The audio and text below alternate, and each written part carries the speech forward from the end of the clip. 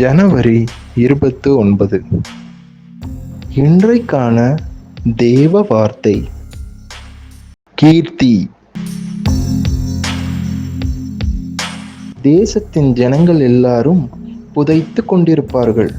நான் மகிமைப்படும் அந்நாளிலே அது அவர்களுக்கு கீர்த்தியாக இருக்கும் என்று கர்த்தராகிய ஆண்டவர் சொல்கிறார்.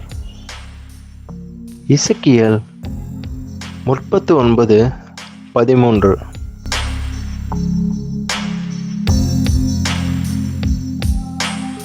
இதோ இயேசு உங்கள் வாசலில் நிற்கிறார்.